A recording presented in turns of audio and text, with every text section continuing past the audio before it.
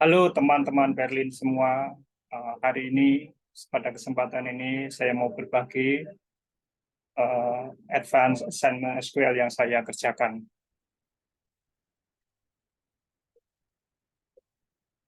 Nah, pada kasus ini kita akan bekerja pada sebuah clothing e-commerce site yang didevelop oleh local team yang bernama Teluk. Teluk memiliki 26 kategori yang mereka pasarkan. Kemudian kita akan melihat bisnis problem yang mereka hadapi.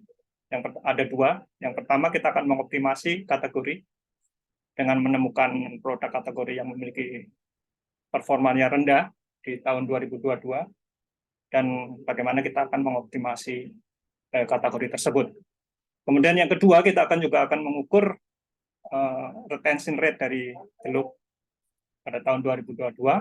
Kemudian kita juga perlu menemukan kategori mana yang memiliki best dan lower metric retention rate. Dan kita akan melakukan analisa untuk menyelesaikan dua masalah ini. Yang pertama, untuk mengoptimasi kategori, kita menemukan pertumbuhan revenue pada tahun 2022 ternyata mengalami peningkatan dibandingkan dengan 2021 sebesar 127%. Kita melihat dari setiap kategori memang memiliki growth yang profitable, menguntungkan, naik, tapi kita memiliki 3 kategori yang terendah, yaitu jumper, suit, and ropers, active, dan lagging. Kemudian kita melihat by profit pada tahun 2022 itu mengalami peningkatan dibandingkan tahun 2021 sesuai dengan revenue growing-nya juga sebesar 127, tetapi memiliki kategori yang terendah itu agak sedikit berbeda. Ada jumpsuit, proper, aktif, dan soft. Kemudian dari data ini kita juga perlu menganalisa menggunakan BCG metric. BCG metric ini akan membagi kategori ini menjadi 4 kategori, yaitu star, casco, question mark, dan dog. Di mana star, casco ini adalah yang menguntungkan, star adalah yang the best, kemudian untuk yang question mark, sesuai dengan namanya ini juga masih menjadi perlu analisa lagi, pertimbangan apakah dia menguntungkan atau tidak. Kemudian yang terendah adalah yang kategori dogs. Kita menentukan ini berdasarkan 2 metrik, yaitu adalah market share dan revenue growth. Kita membaginya menggunakan pada sumbu X-nya ini kita akan melihatnya dari market share, kemudian pada sumbu Y-nya itu adalah growth revenue setiap produk. Kalau dalam hal ini kita tidak mendapatkan data dari kompetitor, market share ini kita akan menghitung melalui persentage kontribusi tiap kategori terhadap total revenue pada tahun 2022. Nah, dengan menggunakan BCG ini kita bisa menemukan ternyata produk-produk yang kurang atau yang lower itu adalah dog. Pada kategori dog adalah ada beberapa kategori, jumpsuit, legging, soft, skirt, suit, maternity, dan blazer dan pants. Nah, ini bagi Teluk ini adalah suatu sign atau tanda untuk kita perlu melakukan minimalis prioritas, mungkin dengan meminimalisasi inventorinya. Kemudian melihat dari BCG ini kita akan hubungkan atau kaitkan dengan inventorinya, inventory growth-nya. Ini adalah panel data setiap kategori, growth dari inventory setiap bulannya selama 2022. Ini range-nya ada yang dari 0,52% sampai 8,21%. Average totalnya itu adalah 3,6%. Kemudian kita akan kaitkan dengan BCG metric. Dari yang terendah kita akan membandingkan dengan growth yang rendah, yaitu yang di dog, dengan 2 kategori yang kita anggap profitable, yaitu star dan casco. Ternyata ini nilainya memang tidak berbeda jauh, tetapi kita juga melihat bahwa dog di sini bisa dikatakan nilainya lebih tinggi daripada star. Teluk ini perlu evaluasi ulang karena yang termasuk ke kategori yang lower ini adalah TikTok ini mungkin akan perlu direkomendasikan untuk menurunkan inventory grade-nya. Kemudian kita akan menganalisa untuk problem yang kedua, retention rate. Kemudian kita akan membuat, setelah itu kita akan membuat tabel dari user transaction retention rate selama 2022. Nah, ternyata dari tabel ini, dari grafik ini, kita melihat bahwa selama setahun, retention rate-nya itu adalah 3,9%.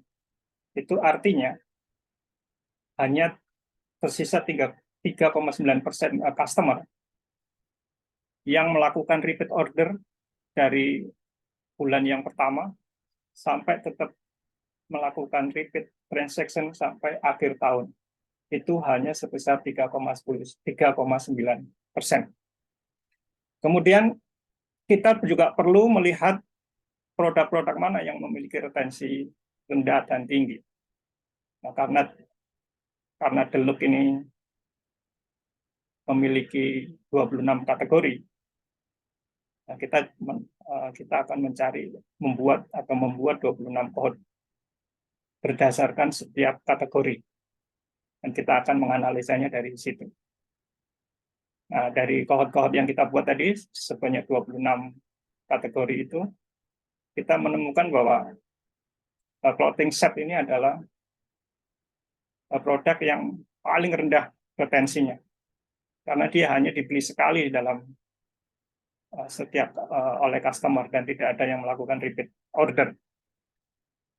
Situasi ini mungkin dimungkinkan mungkin karena namanya produk set ya, jadi ini mungkin ada kendala di dalam size-nya atau mungkin fit-nya, karena dia kan harus dibeli secara set atau paket. Kemudian clothing set ini juga pemakaiannya kan adalah ada musimannya, tidak bisa dipakai sepanjang tahun ya. Jadi mungkin orang membeli clothing set ini kan karena mungkin ada spesifik event yang akan mereka hadiri, dan mereka tidak akan melakukan pembelian lagi kalau memang tidak ada keperluan atau tidak ada event yang memang perlu mereka datangi. Kemudian bisa jadi reasonnya adalah style dan desainnya itu produk Delook ini mungkin kalah atau mungkin kurang baik dibandingkan dengan kompetitor. Kemudian kita akan menganalisa yang paling bagus, produk yang paling bagus ini kita menemukan adalah Depen. Retensinya itu 1,16% selama setahun. Jadi kita melihat bahwa selama setahun ini, pada akhir tahun itu tersisa 1,16% dari customer yang melakukan pembelian pertama di awal tahun 2022 dan tetap melakukan repeat order selama tahun tersebut.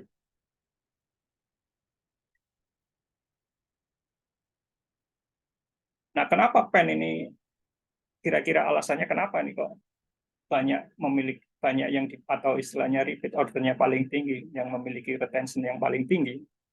Ini mungkin ada beberapa alasan ya, karena mungkin produk pen ini kan bisa digunakan all season, dari musim panas, hujan, dan seterusnya, itu bisa sepanjang tahun kita bisa menggunakan ini. Kemudian men dan women juga bisa menggunakan ini. Nah, karena penggunaannya yang sering ini mungkin bisa jadi cepat repeat ordernya, karena mungkin bisa jadi cepat juga mereka mengalami rusak atau dan lain-lain. Jadi ini memiliki kategori yang memiliki repeat order yang tinggi sepanjang tahun. Nah, dari analisa dua problem tadi, kita memberikan rekomendasi kepada Delook. Yang pertama, Delook memerlukan deprioritizing produk kategori mungkin dalam cost inventory-nya atau mungkin dalam marketing budgetnya untuk kategori-kategori seperti ini ya: jumpsuit, romper, skirt, legging, sweat, sock, maternity, dan blazer and jacket. Mungkin beberapa kategori ini kurang efektif ya, dalam profitnya untuk bagi Delook. Kemudian yang kedua, Delook user transaction retention is pada tahun 2022 adalah 3,9. Nah, ini by best practice di dalam bisnis e-commerce ini dianggap rendah ya, karena biasanya harusnya 20% gitu ya. Nah, karena ini rendah, mungkin kita bisa memberikan rekomendasi untuk meningkatkan nilai dari retention rate ini ya. Mungkin Delook akan melakukan beberapa inisiatif. Nah, yang pertama mungkin bisa memberikan offering ya, setiap user itu secara personalized berdasarkan karakter atau behavior pembelian masing-masing customer. Kemudian Delook juga perlu memberikan diskon dan promosi untuk meningkatkan repeat order bagi customer.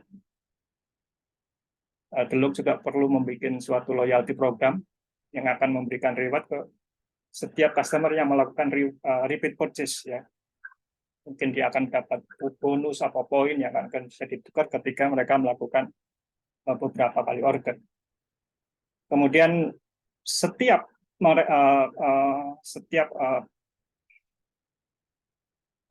customer yang melakukan transaksi, mungkin Delook perlu memberikan personalized message ya, atau memberikan email atau message tertentu mengucapkan terima kasih atas pembelian, dan message itu juga kita bisa tambahin dengan offer additional product rekomendasinya, sehingga tentu saja ini akan meningkatkan repeat order.